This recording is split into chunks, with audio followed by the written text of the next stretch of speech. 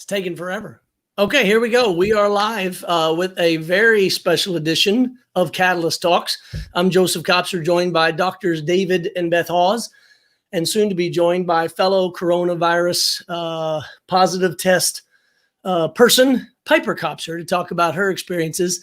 It's kind of funny. I just walked upstairs after getting a glass of water and realized that I'm out of breath, which, if I'm not mistaken, is another one of the signs you told me to be looking for through all of this. So we've got a lot to discuss today because of all the people that showed interest in our discussion on Friday with over 1,000 views and dozens of comments. We decided to do this again today, and I posted it about an hour ago. And lo and behold, we already have a ton of questions that have come in from people that we're going to get to, all of them, I hope. This is live, so tag your friend. Oh, here comes Piper. So tag your friends. If there's anyone that you know of that is either concerned about Piper. Shut up, Joseph. I want to talk to Piper. How are you doing, Piper? I'm good. I'm bored. You're bored, yeah. Yeah. The life of a 20-year-old living with her mother and father. And sister. And sister. Oh, my gosh. Yeah. So we're going to get into a couple different things. Basically, just in an overview, a lot of people had questions about how we think we got coronavirus. I think that's something we absolutely have to talk about. The other thing we have to talk about is the severity of symptoms, because a lot of people said, well, when I saw you on Friday, you seemed like you're doing great, which at that moment definitely was. And I think we're feeling pretty good. But she and I both are in different stages of how we feel symptoms wise. I think we should talk about that. Thirdly, we should also talk. 20. What's that? You're 50, she's 20. Yes. Well, that's what we're going to talk about, just in terms of how you respond to or bounce back from the impact of what the virus is doing in your system. And then fourthly, answer any questions that we haven't answered. So with that, what I thought I might do is turn it over to Piper first to give kind of her walk through what she's gone through, because she's been asymptomatic all the way up until about this last 24 hours. He has a stuffy nose. I noticed that. Yeah. And by the way, we have our most recent positive test result. Confirmed. Yeah. So Hadley's doctor just called her literally 20 minutes ago and said that she is positive as well. And ironically said that Amy is negative, but told Amy to treat that as a false negative. Yes. And to go through the entire quarantine process. Yeah. So anyway, Piper, want to describe kind of what you went through at first? Oh, it's a big girl. Like this week? Yeah. Mm-hmm. Yeah. Going from asymptomatic to what you just did in the last 24 hours. Well, yeah. So the timeline of this week, I was supposed to see my boyfriend on Friday. I've been saving up for this trip. Like, I'm super excited about it. And I'm all packed and ready like a week and a half early because I'm just stoked. And Tuesday, I think, Tuesday, Dad, I opened the door from like taking Flossie on a walk or something, and Dad's wearing pajama pants and a t-shirt. And I was like, whoa, what's wrong? I was like, I have never seen it. This is Christmas morning and that's it. Why are you wearing pajama pants? And he was like, I don't feel well. And I was like, you're kidding me. I was like, you are kidding me. And so just out of precaution, just because I was flying, like I completely stood away from him and got tested the next day. But I was like, there's no way I have anything. Like, Dad's being dramatic. Dad is dramatic. He was really only like bedridden, I guess, for like a day. Only bedridden, an adult athlete. He is only so bedridden. dramatic. So honestly, like I was talking to Mom, and Mom was like, it's a cold. Yeah. And so then I get the results that I have it too. And I was like, cool. But let's talk about the differences in the symptoms and when they came on. So for me, Monday, again, it felt like, quite frankly, it felt like either allergies or a hangover. I was totally sluggish. Eyes were red. It was like I had a pollen attack. But then it was when I started to feel the lack of energy. And when I was completely wiped out, that's when Piper saw me Tuesday afternoon, getting ready to crawl into bed because I had zero energy left. Now, Hadley, you want to come forward a little bit more so you can be seen in the light? Sure. What was it like? You were like a little creeper. I'm just here. What was it like for you? You don't have to social distance anymore. No, we don't. Here we are. Drink out of the same We cup. covered all of our same cooties. We still might need to social distance a little bit. So today is Sunday. I literally felt completely fine Friday morning, and went with mom to get tested only after we got dad and Piper's positive result, because we were like, oh, well, we all have to get tested now, obviously, because we've been in contact. I'm texting like anyone that I've seen in 2 weeks, which is like one friend I saw 12 days before for an hour. But I was like, just so you know, like someone in my family just came back positive. I'm getting tested right now. I feel totally fine. I'll let you know. Come Friday afternoon was a completely different story. My mom was teasing me because I literally, like, at the doctor's office, they were like, do you have any symptoms? Does anything hurt? Like, are you okay? And I was like, the only thing I have is like a slight cough, which I always have because it's allergies.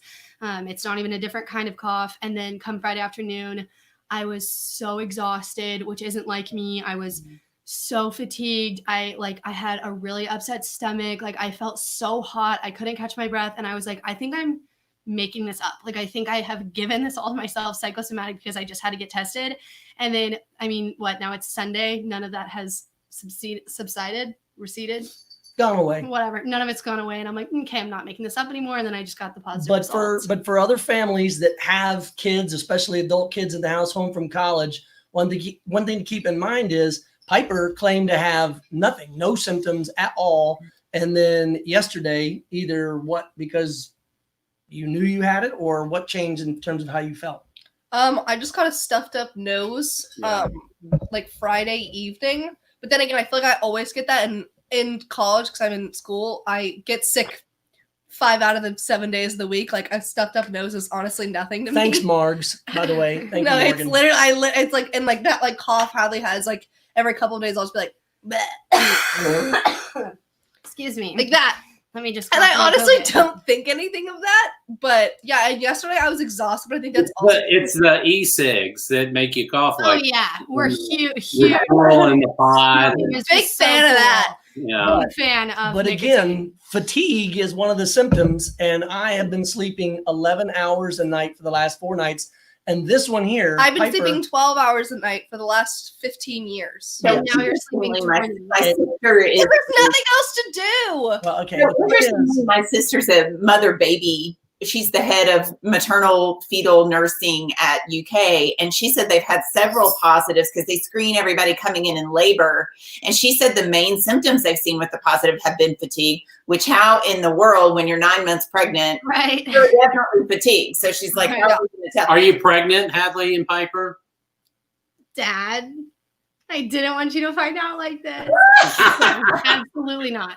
Absolutely No, I not. find it interesting that it's fatigue because she said the same. Yeah. yeah.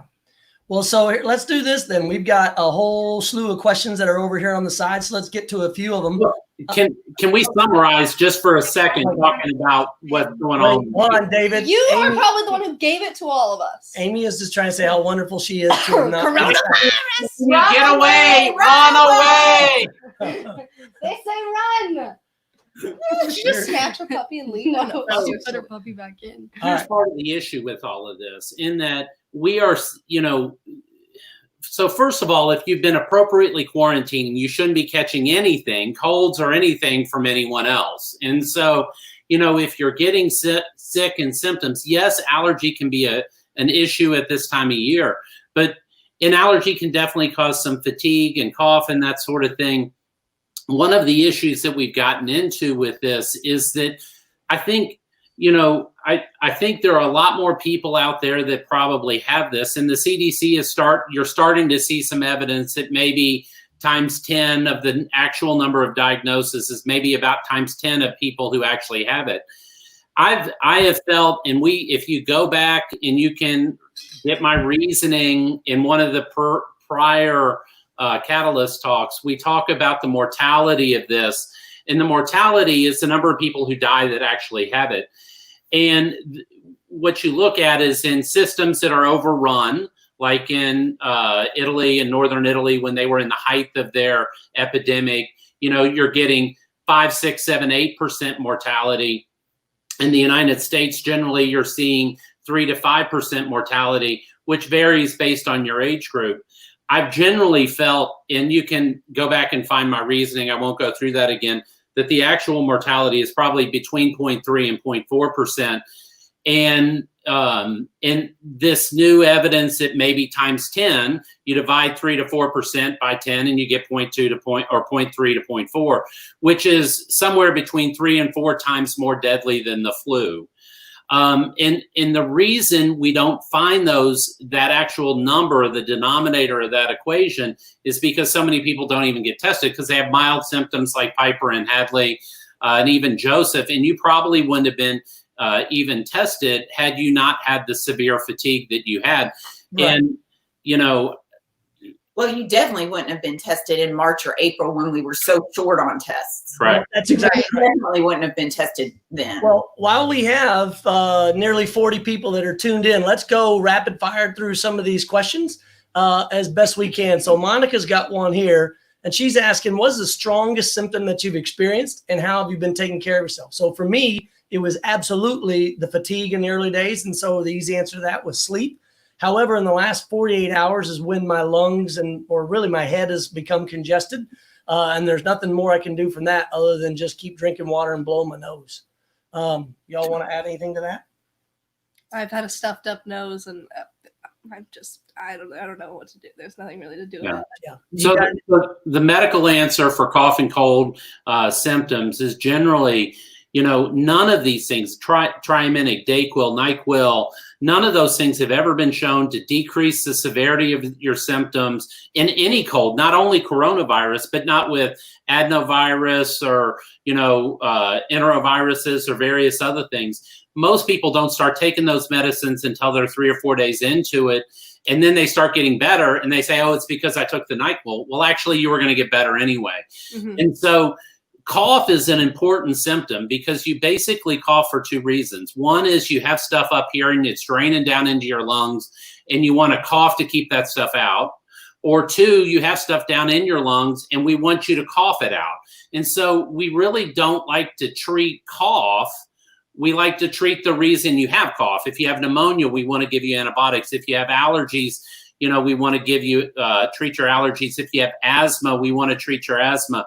But to treat your cough in and of itself is not something you really want to do because it's part of the way you clean out your lungs. Yeah. Interesting. Well, and I can also say that we have been hawking some unbelievable loogies in this family. So that is not a we. Well, okay. So, wow, Eric asked so many questions. It covers the screen. I'll just kind of summarize. How bad is the test? You spit in the cup. Go. Just rapid fire. Okay. You either spit in the cup or you get swabbed, which P had to go get swabbed. And she said the nurse made it out like it was going to be a lot more painful than it was, but it is a really uncomfortable P got sensation. swabbed? Mm-hmm. I didn't know they had that. Yeah, she was like, I think they took part of my brain. Okay. Well, it's not that bad. I did the swish and spit, and it was pretty easy. My wife, Amy, though, had a little bit harder time. How would you describe it? She literally forgot how to function like a person and then messed up my test because I choked. I laughed so hard because Mom was sitting in the front seat like a crazy person and just didn't know how to gargle.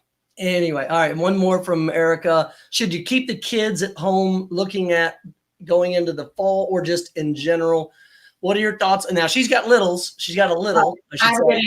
So American Academy of Pediatrics on Friday put out a huge, it's a several page statement of the rationale for school for different ages. So it's divided into college students all the way down to preschoolers, because it's not just them spreading it, but it's also people's mental health and it's their education, and so it's a really great document that parents ought to read. If you look at aap.org, you can find that document. But that's a good rationale for why they would recommend certain things. And I think parents can read through that and then read through what their school system should put out a document. Like I know we are supposed to get ours later this week for our school system, and go through and see if that makes sense. See if your school system's rationale is aligned with the pediatrician's rationale. And that's a good place to start. One of the recommendations that we've tried to consistently give people to avoid this is to try to cut your contacts by 90%. And so what I tell people is make a list of the things that are important to you and only do the 10% of those. In that, if you got a kid who's going to school and they're playing a sport and they're hanging out with their friends and, you got this litany of things, you got to prioritize those things and say, what is most important to our family and for our children. And if that is going to school, you know, and I understand if it's not, that's okay. But That's okay. if it's going to school, you know, you got to put school at the top of the list. And then you have to question, you know, how important it is for your child to be in. And I think high school sports are incredibly important. Okay. Having said that, we are not in a time that we can do everything we want to do. And so you're going to have to prioritize and choose. And that's going to be different for every family and every child. But, you know, I said this on our last thing. Like, I have to get my hair done for my mental health, so I don't go to the grocery. I get the groceries delivered. That's how I cut my contacts. That's a pretty good choice in terms of priorities. Okay, so Noreen's got a question. Is it important for everybody to have the antibody test if you think you may have had the virus, or is it just for curiosity? I've been reading a lot about the antibody test because we've been trying to figure out, because we have a pediatric practice, like which of us nurses and doctors have been exposed and could potentially be immune. So the first thing to remember about the antibody test is we do not even know if you have antibodies, if you're truly immune. We don't know if this is like chicken pox, where you had it as a kid and you don't get it again because you have lifelong antibodies, or if this is like a common cold where you get it and you have antibodies and you don't catch it again this season, but next fall you're right back to catching it again. So first of all, we don't know, A, if the antibodies are protective, or B, how long they're protective. Okay. Now, second concern with the antibody test is something called sensitivity. And that means that it's going to pick and the positive predictive value. Those are big statistical terms to say, is the test accurate? Is it giving you a correct answer? So some of the antibody tests that you'll see, like we've seen some of the businesses here in Lexington buy them and use them for their employees. I'm talking about just like car dealerships or clothing stores. The problem is those antibody tests, lots of them do not differentiate between good old fashioned coronavirus that we had 3 years ago that caused a common cold that he had in December, and COVID-19. So those are useless, right? Because almost everyone in college is going to be positive because they get, like you said, Piper, you get a cold all the time in college. It doesn't matter. So there is a new one made by Roche that we're able to get in Lexington. It's more specific for COVID-19. That's useful in population studies. So what CDC says now is this is how they're getting that 10% of people, or there may be 10 times more people that had it. Which, oh, by the way, is a great thing. I wish it was 1,000 times more, because all you're doing is changing the number of people who had it, not the number of people who've gotten incredibly sick with it. It's great for population studies, but they're not accurate for any one person to say, am I safe to go to the beach and not socially distance? Or is my kid safe to go on fall break with their friends? It's not to that degree. I think it is my gut instinct that what's going to end up happening is that we will develop a vaccine over time. So the goal, let's talk about flu, not to compare, but just to talk about the flu vaccine, because this has to do with antibodies, and I'll do it quickly, Joseph. I keep panicking. We have like 20 more questions, but keep going. Yeah, I'll be quick. The goal of the flu vaccine is not to prevent the flu. It's to prevent you from getting hospitalized and dying from the flu. And so a lot of people say, well, I get the flu shot and I still got the flu. And I say, yeah, that's great. You didn't die. So it worked. It worked. Right? Yes, it worked. Success. And so it is much more likely that we develop a vaccine that decreases the rate of death from coronavirus moderately or greatly. And I suspect it will be something similar to a flu vaccine that you will need to repetitively get in order to decrease that. Yeah. Most likely. Well, let's go back to a question that came in via text after our first video, and we're now up to 50 viewers. And so I hope this is helpful to some. They asked the question, how did we get it? Like, how did it get into our circle, if you will? So I have two theories. I'd love to get their feedback as well. But so for me, and Beth, we were talking about this humorously the other day, as the former Army officer, safety first, I was one of the first people to want everyone to hunker down and can foods, stocking up. Life straws, just in case we had to drink from the pool. We bought 3 life straws just in case. OCD washes her hands 12 times a minute. Okay, point is, I never went anywhere out in public where I didn't have my mask on for 3 calendar months. But inside of our house, like we are right now with us, the 4 of us, we don't have our masks.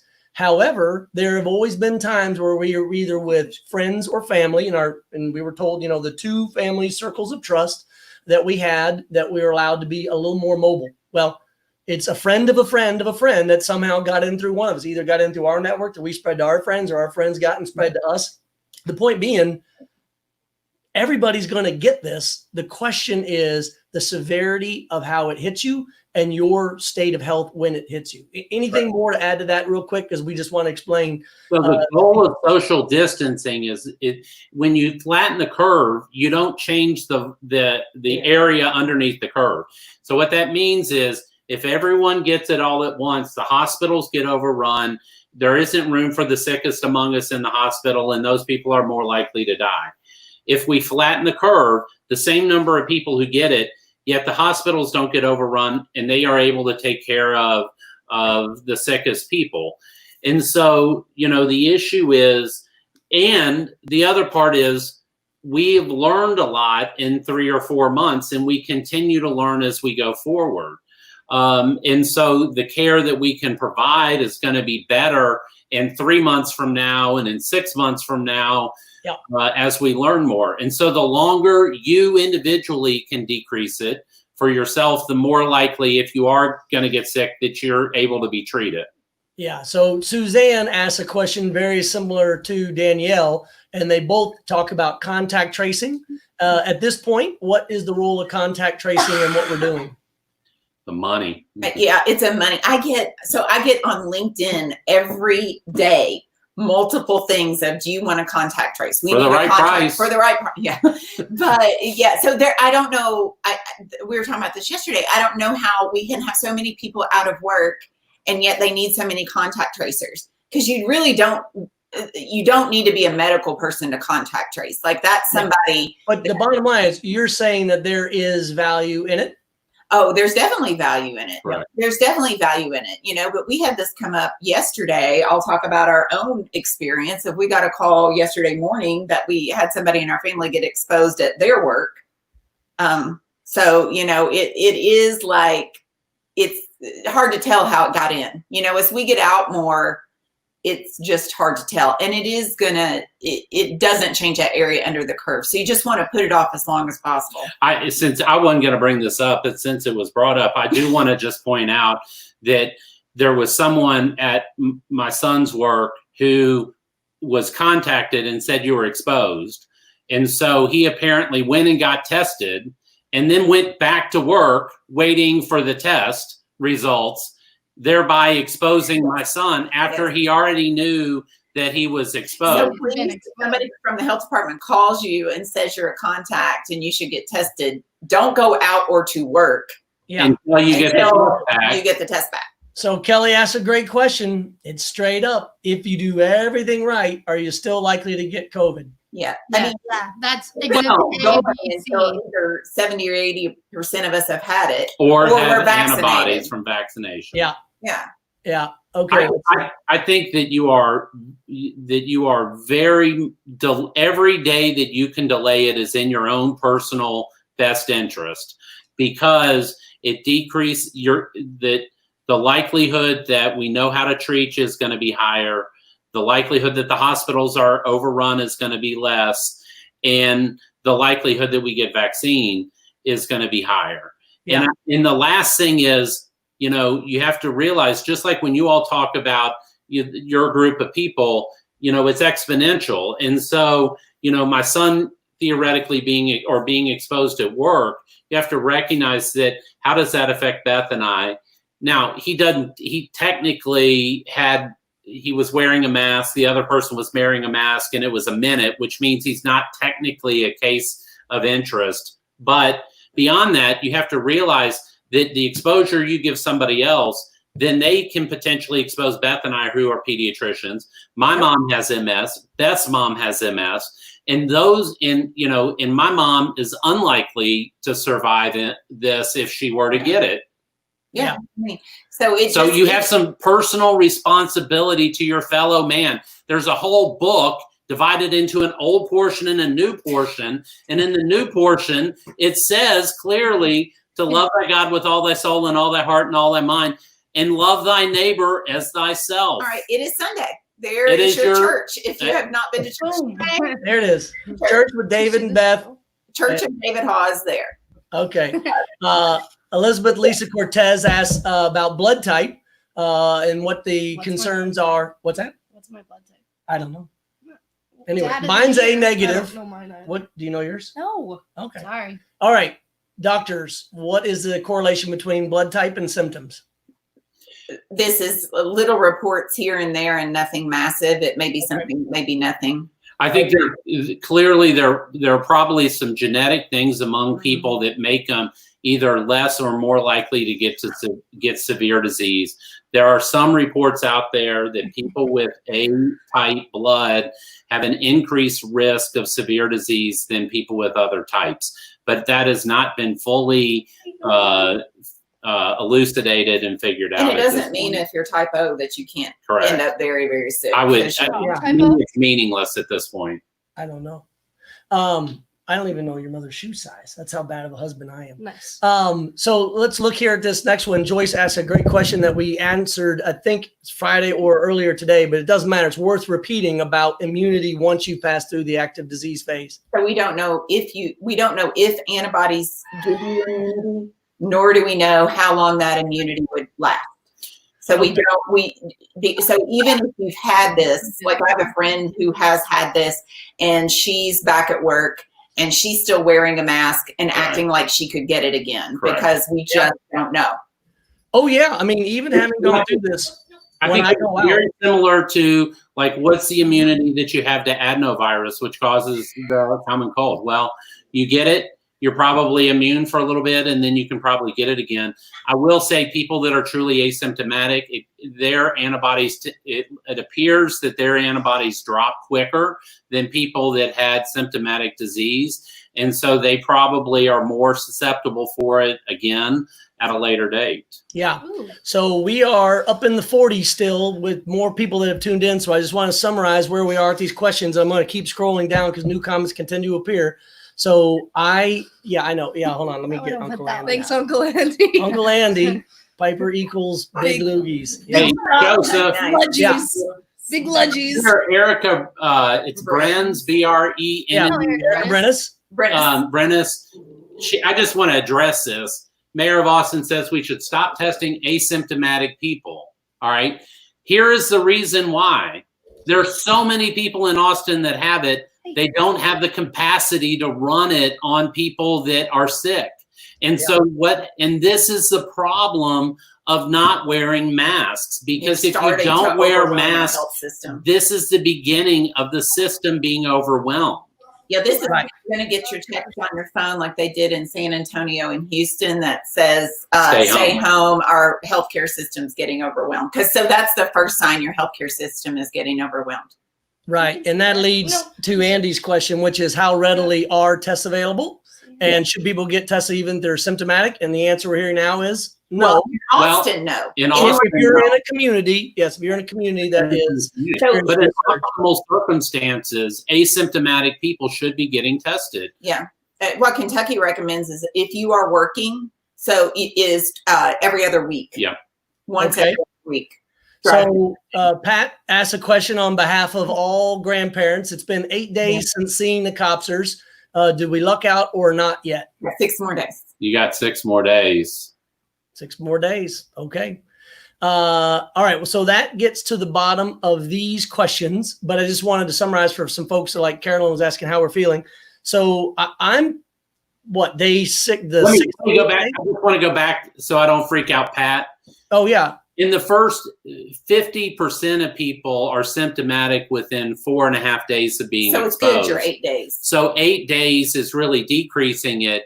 And by 14 days, 99% of people who are going to get it have gotten it. So the fact that you're 8 days means that you're on the other side of the curve, and you're every day that goes, you're less likely to get it. And so you probably were lucky. But really that's a long line of things, because if I was at Joseph's house, I wouldn't be getting that close to him either. So it probably was a multi. Hey, but that's normal. That's pre-COVID. Yes, Correct. that's just pre-COVID. normal. Pat was social distancing from you before it was cool. Yes, that's true. Okay, here's a good one. Stephanie asked, what medicines are we taking? And in my case, I got to be honest, I'm not taking any. Just because everything I've read and the good doctors here have explained that I'm treating symptoms and it's a lagging indicator, meaning that whatever I'm taking isn't going to help and it just has to run its course. But I am sleeping like I've never slept, 11 plus hours a day, eating like I used to be on this dirty, lazy keto diet, and I do intermittent fasting or whatever from dinner until noon the next day, only a cup of bullet coffee. Screw that. I've been eating like a horse at a stable right now, just in terms of trying to keep up with all of the, it is a thing. Okay. A horse, eating like a horse. Anyway, the point is I've been Do you eating mean like like I could eat a horse? Yeah, I think that's the okay, I could eat a horse at a stable because I'm that hungry. But that's the point.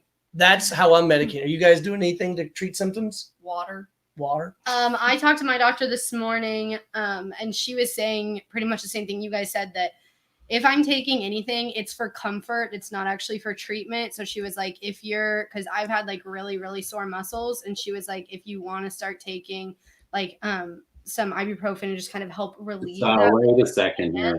Well, that's a plus and minus. Like there's some studies that show ibuprofen can make it worse. There's some studies that doesn't make any difference. So probably in someone her age, it's fine. Yeah. Okay. I tend to use Tylenol more, but then you have to be careful how much Tylenol you're taking, and you definitely cannot be drinking if you're taking Joseph, Tylenol. you should never take Yeah. Tylenol.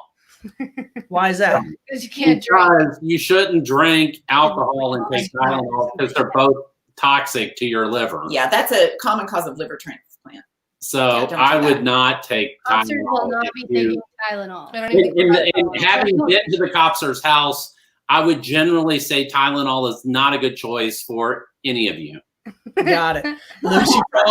Lucy Frost asks, she saw the Cleveland Clinic recommends vitamin C, garlic prebiotics, boosting immune. Thoughts on it? I'd like to see the Cleveland Yeah, I would need to Clinic's see the studies. double-blinded study. Cleveland Clinic, interestingly enough, has this whole section of holistic medicine, and that's been a debate in the medical community whether Cleveland Clinic is just sort of trying to capture patients that way, or whether that stuff is well supported. It's not going to hurt you, Correct. but you're spending money. I tell my patients, vitamin C is water soluble, so if you take too much, you're just going to pee it out. You're just Right. making really expensive pee. Yeah. I mean, all your, garlic the same way. So Cleveland Clinic's splitting the difference and saying it's probably not going to hurt. It might help. But honestly, that stuff's expensive. You're going to do better just with Piper said, just water, sleep, taking care, all the boring things your grandmother told you to do when you had a cold. You're going to be doing just as well or better with all that. There are some docs who I have said, and I don't mean to be dogging Cleveland Clinic. I'm just saying that is people have said, people have told me, but I think, continuing to take care of your lungs, not smoking, that you all don't, so that's not an issue with you, but that is an issue with some people. Let's go back to the muscle aches and pains. That was one of the things I described to a friend that I found to be unusual, which is it's, that sensation that you feel after you get a shot and it's acute and it's like in one spot and it's tender and Mm-hmm. yeah, I know. I've never done a Catalyst Talks really with a peanut gallery quite in the way that we have here We're not today, saying but that anymore. so anyway, the point is, what's going on there? Because it's on my arm, it's on my back, it's down my leg. And are y'all feeling the same way too? No, I'm perfect. So there are multiple ways that you can get myalgia. In some people, myalgia just means muscle pain. There are some viruses that directly attack muscles and actually cause inflammation of the muscle itself, which can cause myalgia. You mean my muscles get bigger? No, just more painful. There are also, the way your body fights things off can also trigger inflammation in muscles to cause pain as well. Body aches, joint aches mainly. And so it's a combination probably of maybe some direct effect on the muscles themselves, but then also likely on the inflammatory process itself. There's something called viremia, and that's when you have the highest level of virus in your bloodstream, and you tend to get muscle aches during that time. So, well, that explains it. Any other closing thoughts? We're still gonna have over 40 people watching, so I feel like we want to use it. What's that? I have a question. Oh, Piper has a question. So I don't know if this is like totally dumb, but as Wait. We already know the answer to that, but go ahead. As far as COVID on surfaces and stuff, because I know that it's a virus, so it's technically not alive. So I don't know how far that goes of like, if I touch like for instance, like my luggage and everything that I just, was like packing. Yeah. And then now I want to use it again in 2 weeks or whatever, once I'm healthy. Do I need to like disinfect all of that or like? Not in 2 weeks from now, but okay. This has been an area of controversy as far as whether this is passed more in the air or whether this is more passed via respiratory droplets. So what a respiratory droplet is you cough on your hand, you get microscopic droplets of spit and virus on your hand, you touch the doorknob, someone else touches the doorknob and then touches their nose, and bam, they're infected. Right. And there are a lot of factors that have to do with that, as far as the amount of virus in the droplet, so on and so forth. In general, I think it's likely the answer to this is it passes both ways, which is, and so that's the importance of everyone wearing a mask, number one. But I will tell you, we still order we have not been to a grocery store. We've not been in a store since March 6th. Okay. And we order our groceries. They come to the front door, and, all the vegetables go in the sink with soap and water for at least 4 hours. And everything that's packaged either sits for 24 hours untouched or gets wiped off with a bleach solution. Yeah. That needs to sit a minute. There's dwell times. So we probably know more about this than the average bear because we run a pediatric office. So every cold, every GI bug, lots of viruses live on surfaces for various amounts of time. And so we're aware of that because kids touch everything and then they put everything in their mouth also. Yeah. Well, part of what the mask is doing is telling you not to touch your face. And that's part of the reason the mask works. But there's no good data on whether it does or doesn't. But I know other things live that way. And I would just as soon not get freaked out by having a cold at this time anyway. So it's not hurting anything. It's good exercise for me, all that cleaning. So we just go ahead and clean. So Kelly brings up a great question in the world of parenting. 15-year-olds at her dad's, and then they're going places people not wearing masks. Do I have to a real claim to ask her to wait a week after going to Mammoth Cave before returning? This is incredibly complicated and something that we deal with as pediatricians all the time. The implication that when you say your 15-year-old is at her dad's would imply that you all live in two different homes and there are different rules at different homes. And so we are constantly asked to get into in between parents and say, well, you shouldn't do this or you shouldn't do that. So we both try to specifically avoid that. Having said that, what I generally tell people is I tend to give people my best advice, which is, I recommend that you don't go places that people aren't wearing masks. I encourage politicians to pass legislation and health departments to pass regulations that require masking in all public places. The thing is, one way we know we can get rid of coronavirus. If everyone in the world went in your house and stayed in your house for 21 days, coronavirus would go away. Now that can't happen. Okay. Because, just the practicality of things, but we have shown that we can decrease the spread of this with quarantine because that's what we initially did. Now the question is, can we come out of our homes and interact with one another in a manner that we can still attenuate the spread of this? And I think I think that going back to the way it was last summer, the answer is no.